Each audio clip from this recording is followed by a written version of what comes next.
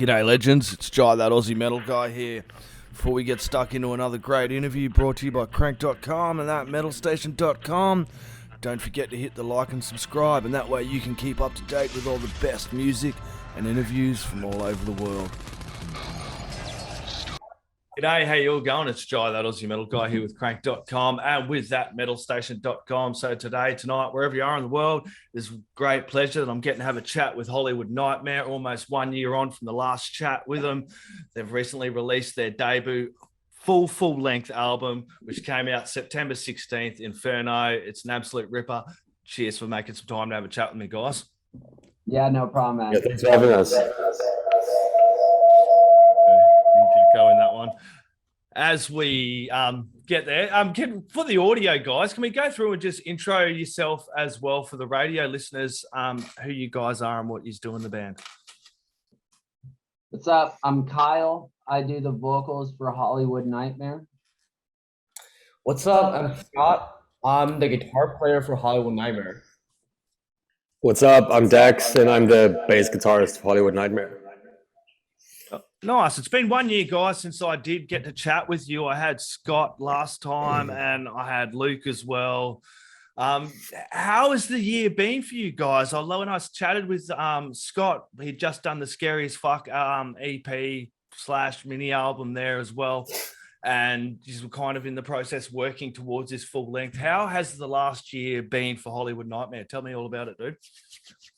Well, the last year has been pretty crazy. I would say the last couple years have been even crazier regarding Inferno. So if you know, when we put out Scary AF, I was doing bass and background vocals for that. And so right after we put out Scary AF, which was the last time you talked to us, we did the lineup change and we started recording Inferno. So the last couple of years actually have just been in the makings of making this new record that you have seen now. So it's been a roller coaster. That's what we've been saying, like just a roller coaster trying to figure out how to push out more music. And for us, it's just been, trying to get the studio, trying to work through COVID. COVID was a very difficult thing to go through because the studio and everything was shut down for like a year. So it's been hectic, to say the least. It's been a really crazy time. Not only did you just have the whole COVID situation to deal with, but starting a new band isn't just roses and fucking sunshine. It's working out lineups and changes and navigating that path as well. But I believe with this Inferno album, the lineup changes that I've seen happen and the sound, it's, for me, you have definitely evolved in sound. It's got a lot more mature sound. Like that Scary AF album was really good, but it feels like with this one, you've really found your direction and hit your strides as well. Really? Did you listen to it all? Yeah, dude, man. I've been banging it the last few days since it come out, man. I usually, lucky enough, I work with a lot of labels and that, so I get a lot of albums early.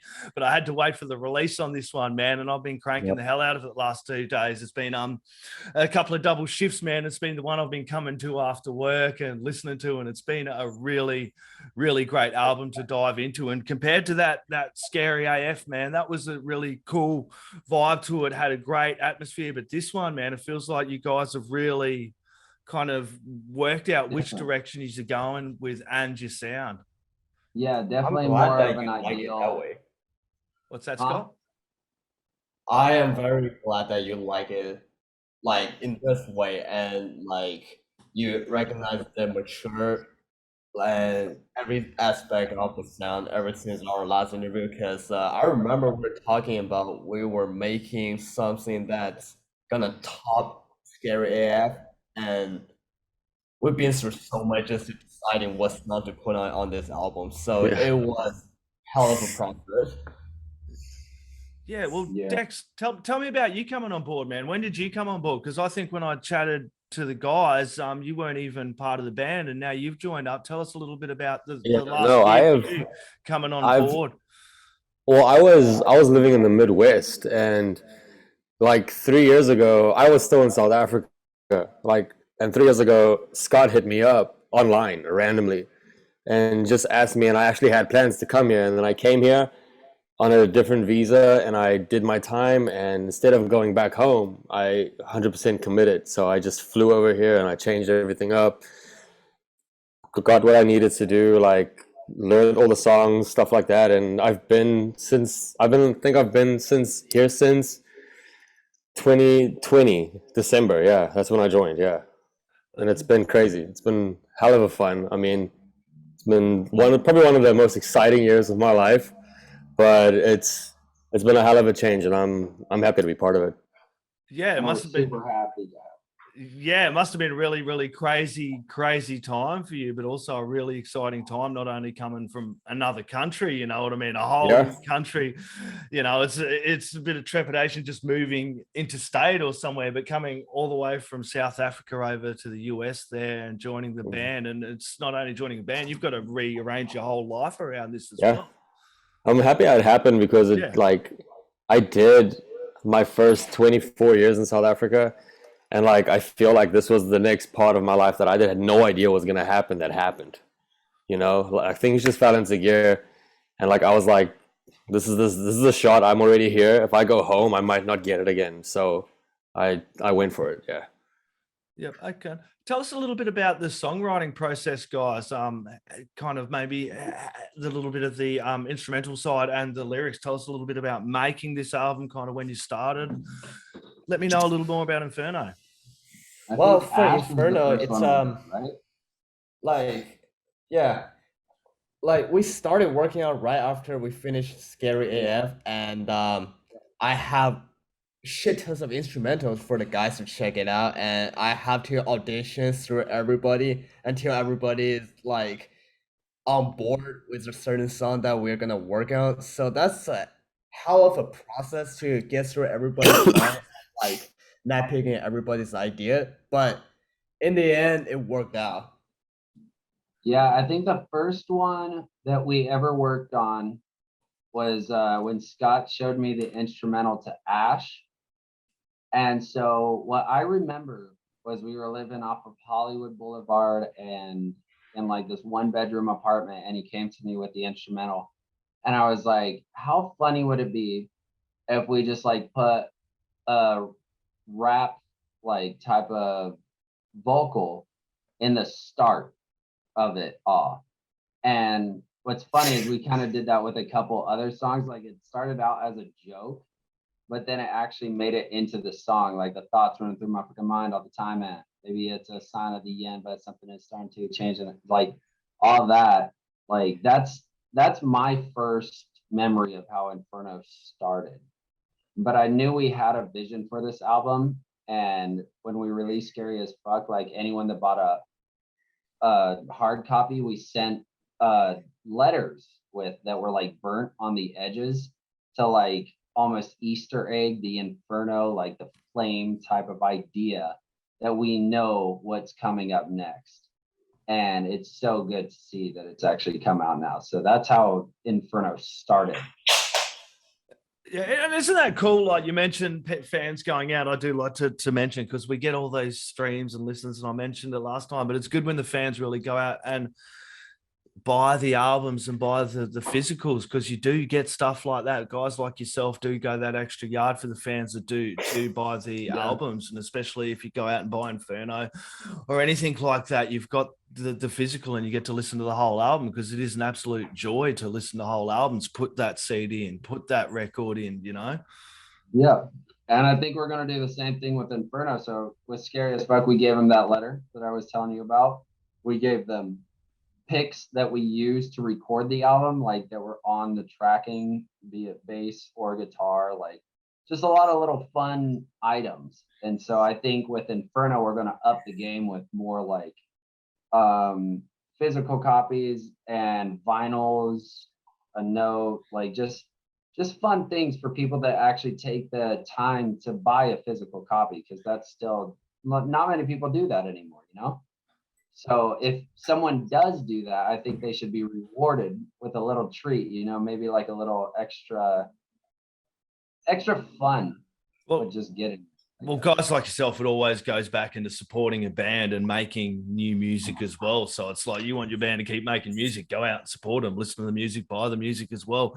Kyle, tell me, I want to ask a little more, dude, about you stepping up as well. Like you're saying, you're doing backing vocals, you stepped up now, and I'm kind of glad that you kind of did go with that way, you stepping up and taking on the full-time duties as vocalist, because you have a really great sound and it just sits and fits really well.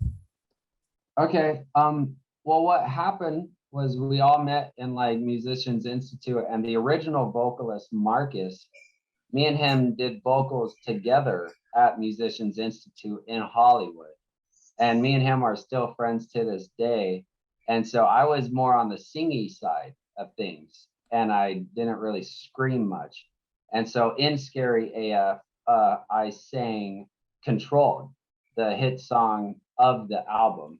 And I wrote all the lyrics to that. So I already had a part played in the vocals of Hollywood Nightmare from the start, but he did most of the other shit. And so then he kind of got burnt out on all the music side of things. So he told me, like, you know, if anyone's going to do the vocals, I want you to do it, because this, like, me and him were homies, and I knew I could do it really good. And I was like, this is kind of what I'm comfortable with too, like being a vocalist rather than an instrumentalist too. Yeah. Because back when I was in high school in Colorado, I was the frontman for a band out there. So it was something I just knew how to do. So when he wanted to leave, it was just such an easy like transition. It was like, all right, man, like good luck to what you want to do. Like we already got the new songs coming out. And then at that point, I just took full control as vocalist. Yep. And tell us a little bit about the recording process then. Tell us how'd you record? Did you go into a studio? Did you work from home on distance? Tell us a little bit about your process with this side of the recording side. Well, instrumentally we did it. Yeah, instrumentally we did it ourselves, and like it's kind of easy with nowadays technology and everything that we have. So it was really fast and like very productive with the amount of instrumental music that we have. Even as of right now that we have like almost 16 new songs outside of Inferno, that's like even newer. And we just audition all of these tracks, pick whichever that we like, and we send it to Kyle, let him do the singing. Yeah, Scott will always send me like his tracks, you know, whether we're working on it instrumentally or not. I would say most of the time, like instrumentally, it'll be all Scott, but sometimes we'll come in and put in our, you know, ideas on instrumentals. But once an instrumental is final, he'll send it to me, and then I will take the song and I always lay like the chorus out first. So I'll go in front of a piano and I'll figure out like what notes go with this song, like how I can make harmonies, what I think the song's about. And then after that, like once I figured out the main idea, I just try to fine tune it, and then we just have the song. The next thing I know, we're in the studio, and then I record it, and then I send it to the guys, and I'm like, what do you think, like, about this? So that's usually how we go about writing our songs. Yeah, nice. And I noticed you've also done a film clip as well. You managed to get a film out for the Temptation track and the Jaeger swag as well. We got all you guys together for that one, yeah? Yep. Yeah, that was a fun and one. We have more to come. Yeah, tell us a little bit about that track and film clip. Scott dreamt it. Yeah. I got so drunk that night and came up with this mannequin idea. Surprisingly, everybody loved it, and we just proceed. Yeah, because I think with the Haunted music video, we actually had like women. So it was your typical rock video with like the pretty girls and this, that, and the other. And with Temptation being the subject matter that it is, I think we wanted it to be a little fun. So we didn't want to have like the girls in it, you know, and be that typical rock band. Like, so we just were like, what if Scott was like, what if we put a mannequin? And we were all like, that's funny. Like, that's a good idea. Like, let's just throw that. Yeah, cool. Tell me, how's everything going live as well? What's happening over that way with the live scene? How are you guys going? Have you just managed to play any shows over the last year? What's been happening that side of the world? Dex, you want to take this one? Yeah, we've played quite a few shows. We've even been to the East Coast for like a festival, which we accidentally headlined. Is that the Metal in the Mountains one? Or? Yeah, that's that one. Yeah, we accidentally headlined that one because there's a massive storm that came in right after us, and everything got closed down. Nice. But we played a festival recently, like pretty much north here from LA, and we were like outside at like 107 degrees, like going crazy because that's how it is here. And yeah, we've played a lot of local shows like Sunset Strip, like we're there and stuff like that. And we have 2 shows coming up now, next week Sunday and then the 29th. That's the next show that's coming up here in LA. The 29th is the launch album. show, sorry? Yeah, the 29th is the album release, the launch show, yeah. Which is And sick. we saw Like the Whiskey to Go out 3 times this year. yeah, that's true. Yeah, the Whiskey a Go-Go. That's a great venue as well. I know. What's it like playing down there? I did ask last time. Also had an Aussie band just head over there, Hidden Intent, play the Whiskey a Go-Go as well. So really bloody cool venue. Must be fun playing that one, just because of the history as well. Yeah, it's a big thing I think in every single person that wants to make it in music. Like you get the chance to play there and you grab it with both hands, you know, like that type of vibe. But also like live wise, it's been fun, but we've also made it a lot easier for ourselves. Yeah. Like, and we've upgraded like what we play with a lot so that we don't have like excess gear with us, you know. So we've upgraded our stuff and it's super easy. We flow around on stage easy. I think we're actually at the point now, even when we rehearse, like when we play, like after a show, we'll be like, after a song, sorry, when we rehearse, it's like, damn, okay, yeah, that slaps. Like that's good. And you put in the work as well too, Dex. Like you guys actually put in the work. This is for a lot of bands seeing and coming through. Like you actually got to put in the fucking work. You just can't expect to rock up and play the show. It takes a lot of hard work behind the scenes. Yeah. You know, rehearsing, playing together, getting that lineup down as well. That's true. It's a lot of fun. I mean, doing the hard work is the fun part. That's making the music, right? So I would rather I think I heard someone say once, rather play for 2 people now and work hard, and then like play for like 50,000 and like be like, oh yeah, it was worth it, you know. What's your favorite track to play live? My favorite track to play live? Oh, right now it differs. I ain't gonna lie to you. It hits me different every time. Sometimes when we're on stage, but right now it's probably The Haunted. Yeah, that's a killer track. Yeah, yeah. Especially when it comes in the beginning, that gent, that riff. Yeah, I fuck with that. I love that. I like Temptation. What about you, Scott? Well, we had this question last interview too, and like I changes. said, I don't it's like have a child. my favorite song to play live, but I have my least favorite one. Well, we don't even play the one you were talking about last time. Yeah.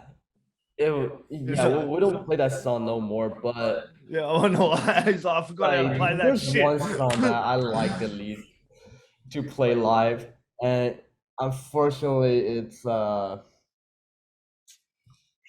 man. Should I even tell you guys about it?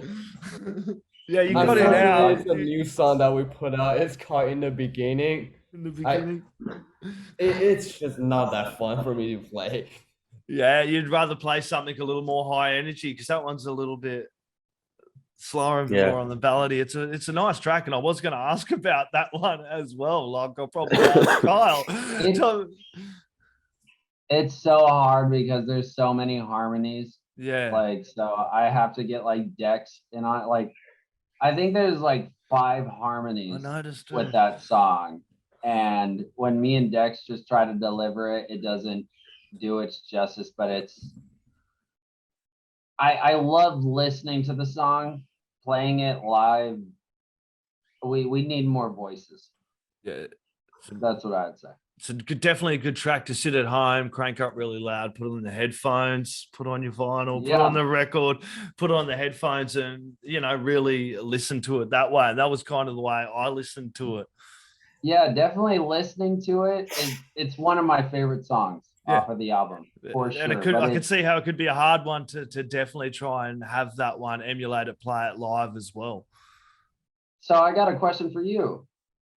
Which song is your favorite off of Inferno? Oh, dude, I was digging Fade Out, man. But like every album I listen to albums, and every couple of days I'm like, man, that one bangs. And yeah, I totally agree with you. I'll jump into another one because I've always been the kind of person that listens to whole albums. And for me, I'll come back to tracks. I'll gravitate to one track one week, depending on how the mood I'm in, and then another one the other next week. So yeah, I was definitely really digging out on Fade Out. Yeah, that's our party song. Yeah, it's probably a busy weekend, man, cranking that one up as well. Also really dug The Hornet. I know he's done that one as well as a single, but I was really glad that she's kind of come back to these and put these ones on the album, recorded them and kind of got them done. And now you can move on to the next chapter as well. Yeah. Yep. No worries, guys. Look, this has been an absolute pleasure. Do you have any last words, shout outs, thank yous, anything I may have forgotten in there you'd like to add in? I just want to go and say, I just want to thank you to take the time to interview us and do this with us. I have nothing to say, questions, but just to thank you. That's it. Yeah. It's an absolute pleasure, Dexter. It was very great to meet you, my friend. You too, man. Thank you. Look at that. We got South African and Australian love. We do. All across the world, mate. It doesn't happen. It doesn't happen a lot, but it's here. It happens. South Africa and Australians get on really well. We got to hit a lot of South Africans down my way as well. Yeah. I don't know. I haven't heard an Aussie accent until I spoke with you now. It's been 4 years. No, that's much love. That's what everyone thinks he sounds like. They always ask if he's Australian. Yeah, every time he gets very offended. I'm like, are you serious, man? Yeah, it's totally different. Don't you worry. I know. It's I cop it too. It's either British, New Zealand. Yeah. Yep. Yeah, dude. They out here in America, they're not as educated, so they don't really understand the difference. Yeah. No. They think Scots, Japanese. Yeah. There's a whole world outside of this country. There is, and wait, what? Yeah, I know as well. The last couple of years has been really bloody crazy for you guys as well. So it must have been good to have that music kind of dive into and kind of not pay as much attention to what's going on over your way, because it has been a turbulent time. There we go. There we go. That's what it's about. Kyle, did you want to chuck in any last words, mate? Go listen to Inferno so I can buy her treats. Oh, she's adorable. Then my doggy. Oh, she's adorable. Scott, did you want to chuck something in, mate? Grab Tony. My dog is sleeping. There's a lazy white chihuahua somewhere. But go listen to Inferno, stream it, share it with your friend, and especially watch Jaeger's Flex music video and make sure to watch it to the end. It's hilarious. Absolutely hilarious in the air. Yeah, very, very, very fun track. Everybody go grab Inferno from a Hollywood Nightmare. It did come out September 16th. I will put all the links in there for as well. Grab it, stream it, put it in the stereos, turn it up really bloody loud because the neighbors are going to want to hear it as well. Thanks very much. Thank you. Thank you. Mate, hey, fucking my man, fucking Jobber, that fucking metal guy, motherfucker.